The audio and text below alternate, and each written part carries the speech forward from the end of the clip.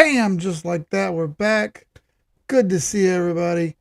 We had a week off, family vacation over. Back to the charts we go. I'm glad to see everyone here. Welcome back to Crypto After Dark. Carolina Keith, Keith the Simp, regular Keith, whatever you want to call me. I'm cool with all of them. I got the camera in a different location this time. I got super frustrated with the way it was set up. The fiance came in here to work and it wouldn't work for her. So I've ordered some new stuff. It's all on back order. We'll see when that shit shows up. Who knows when, right? So anyway, it's going to have to work for what we got for the time being. So I got an interesting subject to talk about tonight. I have my mind metaphorically blown, I guess you could say, by some real estate stuff that I found out this week while I was on vacation. And I'm going to talk about it. First, let's say hey to everyone. And we shall. If you haven't, go hit like, man. It's going to be a hella informative stream. Won't be a ton of chart talk, which is a little atypical. But I thought it was super important to talk about this subject because, man, it hit home really hard last time. And I didn't want this to be a situation where something that like this gets overlooked. You know what I mean? I didn't want this to be a thing where we go, oh, well, I didn't know that was going to happen.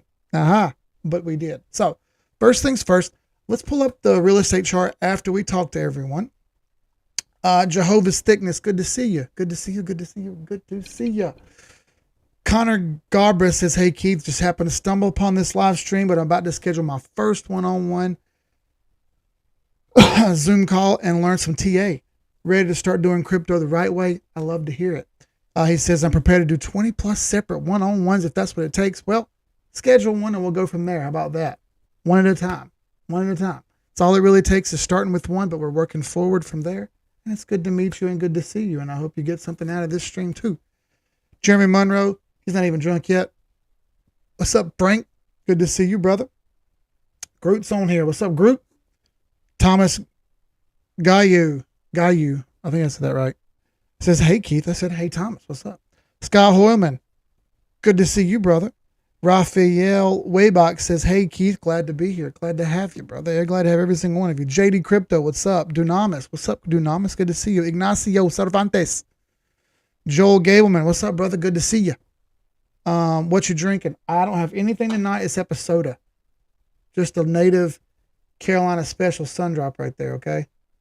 Nothing super special. Trying to drink a little less these days because people call me an alcoholic, even though I'm not.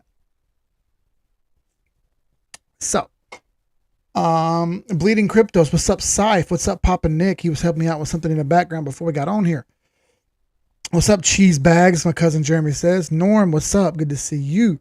So, let's pull up the real estate chart first. I'm going to start with Select Real Estate first, which ticker symbol is XLRE.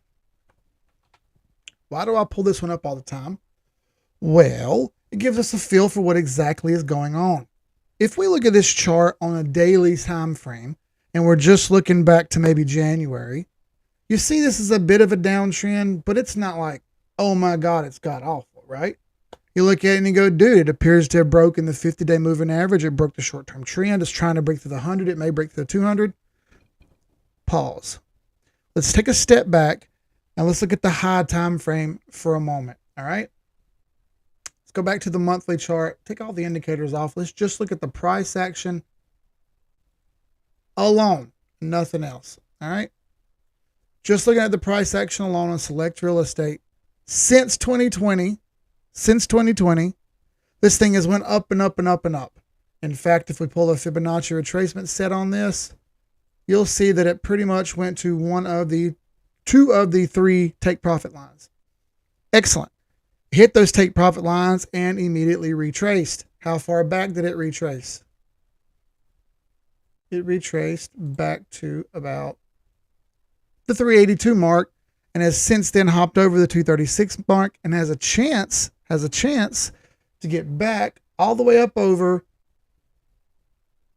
into that previous all-time high mode and keep going here, right? And that would be amazing for everything, right? The prices just keep going up and up and up. And then you look at some of the indicators. The RSI is pointing down. Not great. If you look at the pivot points, it's sitting on S1, but it's stuck under S2. I'm sorry, it's actually under the pivot. It's over S1, but it's under the pivot. So even if this thing gets up to around 46, it would still be under the pivot, not high enough to necessarily move the needle, if you will. Why do I show you this? Well, what does this graph represent? Consumer demand. No, it's just a select sector of real estate, which represents the best parts of the best. It's got some commercial, some residential, and some industrial, all kind of tied together into one ticker symbol. And it kind of gives us a general overall feel. Now, there are some other ones that I'm going to bring up here as well. I've got an economic thing here. And I believe there's a ticker that I need to look at. Hang on one moment. Let me pull it up here. I wrote them down. And I wrote them down in Discord so I wouldn't forget those. Yeah. All right. Average sales per price per home in the U.S. What is this showing us? Well, this shows us the average price of a home in the U.S. $525,000. What did you just say? $525,000 for an average home in the U.S. That seems astronomical, doesn't it? So I give you a little bit of background here. I've talked about this before, but previously, in 2008, lost my home, lost my savings, lost every dollar I had. I was down to nothing. We were short-term homeless. We moved from our house that we had, me and my ex-wife. Our first house we moved into a very small rental home where we had to make do. The square footage went from, I think, 1,750 down to 800 square feet. It's a little hole in the wall house, very, very small, nothing. That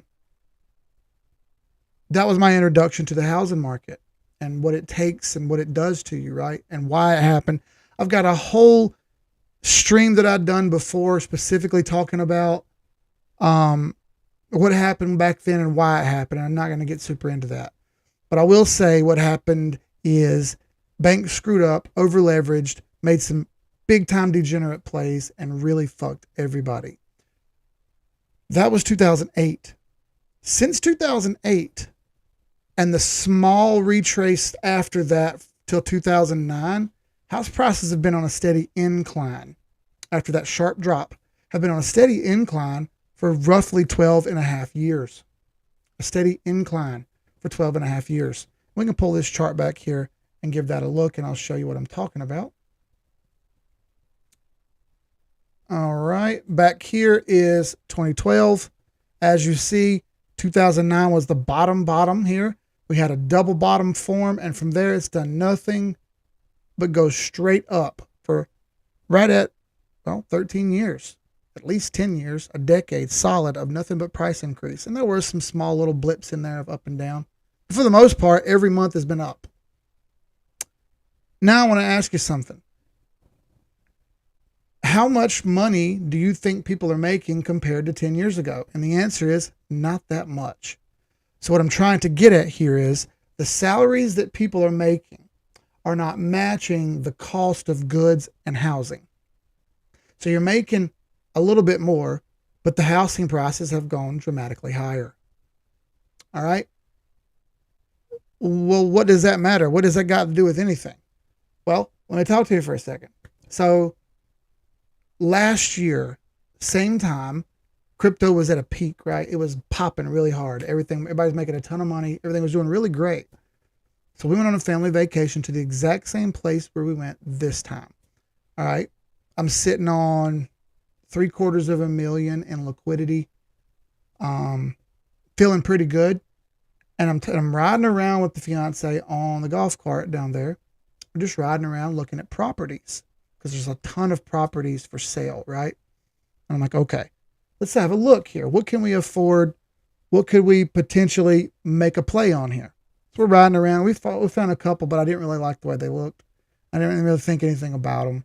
Found this one. It was called the Skinner, named from the people who owned the house. They called the home the Skinner. A lot of people give their houses themes there. Okay. This house was $297,000. It's a 4-bedroom, 3-bath, 2-story beach house on stilts. Beautiful house. It really was. It's beautiful. The only thing I didn't really like about it was the interior paint color. And the outside was kind of bland, but that doesn't matter because you understand this is on 1/10 of an acre. These houses are very, very tightly stacked together in Ocean Lakes, Myrtle Beach. Some of you have probably been there before. So I see this house. I'm like, 297. Do you think we can swing that? At the time, interest rates were about 3.2%. I didn't have the business set up yet, so it would have been personal doing this and not business. So that's what kind of delayed me on doing it. I stopped myself and said, you know what? I'm not going to do this. In fact, 2 or 3 weeks before that, we had just moved into this house that we're in now, right? So thinking about it in that terms, we just bought a house. Do we really need to buy another one, right? So we decided to not do it. We decided, pause, we're not going to do it. Spent the whole week at the beach, had a good time. This year we go back, same place. I pull up the app, realtor.com. Anybody can do that. Same house is for sale. It sold 3 days after we left, okay, for $297 and some change. They actually overbid it a little bit to get it. Same house is for sale now for $625,000. I was like, wait, what? 120% increase on price. Question, everyone. Has salaries gone up 120% in order to match that ability to be able to pay for that? No, the answer is absolutely not. And this floored me. A house that was $297 that you did nothing to but paint the inside. Understand, they did nothing but paint the ugly colors inside to a bland color that everyone likes, a neutral color. I thought, this is insane to me. So we rode around, sure as shit. This house was listed for $325. It's now $700. This house was listed for $70,000. Is now $160,000. Wait, what? How is this even possible? Had my head spinning. Well, what we knew was before we left in this neighborhood that I'm in, we bought this house for $254. $254. We put like 50 grand down. So we got it for $204. We financed right at $203 and some change or some shit like that. Payment's pretty affordable. The exact same house that I'm in, 6 houses down from us, is the same house, only it's mirrored, just sold for $320. It's the exact same house. Colors, trim, everything is identical. It's just mirrored. $320,000. Not to mention that the interest rates are no longer 3%. Now they're 6.75%. So not only did you pay $100,000 more for the house, but you're paying double the interest. Where's all the money coming from? Where's the money coming from? This got me to looking up some stuff. So I don't particularly care for the guy who we used to hang around with on YouTube, right? Guy was a dick to me, refuses to talk to me now. I tried to make peace multiple times and he just big timed me, right? I didn't like that. However, this guy was into real estate and some of the information that he had with real estate was far better than charts. So I got to digging around a little bit and I went and looked for housing inventory because something I learned about supply and demand, much like homes, when there are more houses on the market for sale, the prices come down. Prices haven't been reduced on homes in the last 8 years. They've been able to sell at cost or higher for the last 8 years. I found houses at the beach that were reduced $40,000 and $50,000 after going up double. These people are trying to get rid of them now. They realize they're not going to get double. It's already starting to pull back some. They marked them up way too high. And now they're trying to pull them back to just get rid of it because even they realize people can't afford these expensive ass payments. They don't make sense. It doesn't make good financial sense to pay twice as much for a house and twice the interest when you can't get twice the profit. That's bad business. Then I came home and a house in the neighborhood here reduced $12,000. I got to digging around a little bit. The nicer neighborhoods around here minus $5,000, minus $11,000, minus $17,000, minus $4,000. Everybody's reducing prices. Finally, it's happening. The top appears to be at or close to have being hit. Then I got to looking up inventories. All right. So what I did was I looked up major cities in the U.S. I looked up the inventories and how much homes they have and what the prices are that are available. I'm going to pull up some major cities here for you, and I want to show you how much inventory is there. We'll start with Orlando. Orlando is one of the top cities for growth, homes, and whatnot in the country. The chart that you see here shows inventory, homes that are available to buy for the last 5 years. January 2017, 10,000 homes were available. Houses were cheaper then, folks. Get that? January 2022, 2,400 homes available. That's a, get it, folks, 80% reduction. So the demand went way up. Less houses for sale. Now they cost more. From January to now, 6,624 homes available in Orlando right now for sale. That's a 200% increase in available homes. This is the highest level since 2020. This has gone way down and is starting to rebound. As you see, the market is now being flooded with homes that are trying to be sold. The poor souls who buy these aren't going to be able to afford them because of the inflated prices and inflated interest rates. So in order to afford it, what do? You take the teaser rate. What is a teaser rate? A teaser rate is when you don't pay the fixed valuation of interest. You pay a fluctuating valuation of interest. But for those first couple years, that interest rate is low, like 4%. And then after a few years, that interest rate goes up and up and up and up. 14, 16, 18%. What are you going to do about it? You picked this, you elected to do it. It's fine. Can't refinance because you're already way in over your head. The house isn't worth what you paid for it. So you can't refinance because you have no equity. It's worth less than you owe. What do? You're stuck. And what do you do when you're stuck? You can't afford it. You got to find somewhere else to go. You do what we call defaulting on your mortgage or getting foreclosed. Do you remember 2008? 2007, 8, 9. Do you remember what happened? Wake up, folks. It's happening again. In case no one told you, they didn't change any rules. All they did was pull back on the reins a little bit. Now they have run that throttle right back up again. What are you going to do about it? That's Orlando. Let's look at some more. My area, 704 area, right? I'm in the 704 area. Charlotte, Gastonia, right in here. That's right where I'm from. This was the number one housing market in 2008 before the crash of the housing market happened. Okay. July 2017, 9,300 homes available. January of this year, 1,728. That's an 85% reduction in availability. So prices went way up. Why do PlayStation 5s cost more at Christmas time? Because there aren't any available and they're worth more since there's only a few available. Since January to now, 4,959 homes available. That's a 250% increase. The market is being flooded with homes. The upper tier housing markets are being flooded with homes. How much longer can you slash, you ask? How much longer can this last?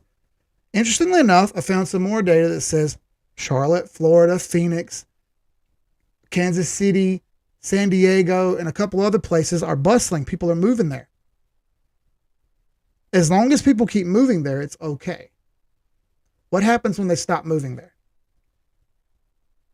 That's when the train comes off the tracks. Now, that hasn't happened yet, so that tells us there's some time and a buffer in here. Now, I don't know how long, right? But I can tell it's coming. How about Kansas City? Low of 1,991 homes. Now 3,980. That's a 150% increase. Even the worst cities in the world, Dearborn, Detroit, and Warren, one of the higher poverty rates in the country, higher crime rates, lower property values. Interestingly enough, this one appears to have peaked out. The opposite of the markets that were bustling. As you see, there was 210,000 homes available in January. There was 284,000 available last month. That's come down to 280. So 4,000 houses have sold in the worst parts. And they're not selling in the nicer parts. Name another really bad city. Baltimore. Baltimore, similar situation. Heavy fall off. 2,637 homes available. 4,483 available now. 89% increase. In one of the worst cities for crime and poverty. What does this have to do with anything? Okay? This will be deep for a moment, but hang with me. I wrote all this shit down because it's complicated to explain. Okay. It was bad in the U.S. when this happened, but the cascading effect that happened was these assets were sold overseas to other people because even the people here realized these were shitty assets, right? These are shitty mortgages and they didn't want them. Give me my money now. You can deal with it. Okay. That was called a tranche, selling a tranche or collective group of houses to someone else for a profit. Evergrande that failed, they'd been doing this for a decade. Bad mortgages. In fact, a ton of what they were doing was propped up on pre-sales. What is a pre-sale? Basically in China, the same thing's been happening that's been happening here in the US, only worse. They have way lower salaries and way higher inflation. The houses there are so expensive that you can't even buy one. You have to get in on a pre-sale, almost like a whitelist. How good does that sound? So you have to be whitelisted to get in, to even buy a home. And you start paying a mortgage on a home that isn't even built yet. This is what Evergrande specialized in. Specialized in selling homes that weren't built and having you pay for them. Then they take that money and make new, quote unquote, projects to build more pre-sales. You getting this? To build more pre-sales, to get you to buy more pre-sales so they could do this all over again. Hey, everybody, have you heard of THOR or fire? Sounds a little bit like a Ponzi scam, doesn't it? China's been doing this for a decade. A decade. Recently, they lost 34% of all construction. Stopped. All new construction stopped. So 34% of these quote unquote pre-sales aren't being built anymore. They're done. They're not going to be built.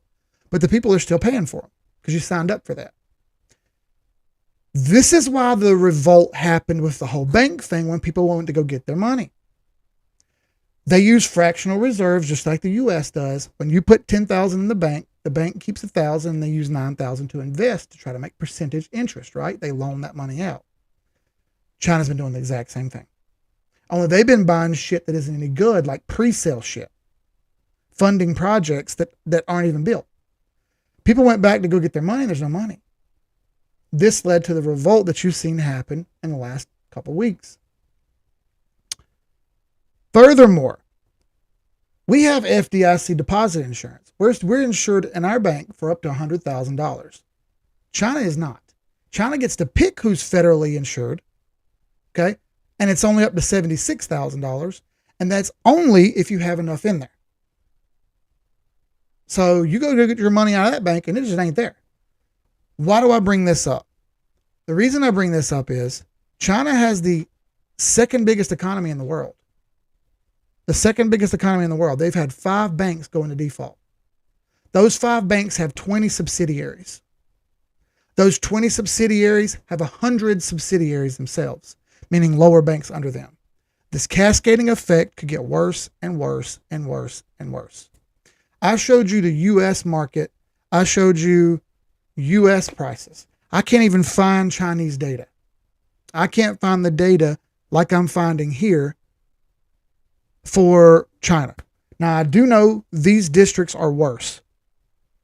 Fujian, Liaoning, Guangdong, which is where Hong Kong is, Henan, Hubei, Hunan, and Hebei.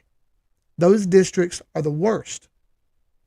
The highest home prices, the most pre-sales, the least amount of actual value. If you think it's bad here, it's terrible there.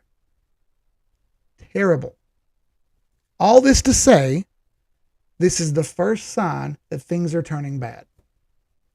Increased inventory will lead to lower prices.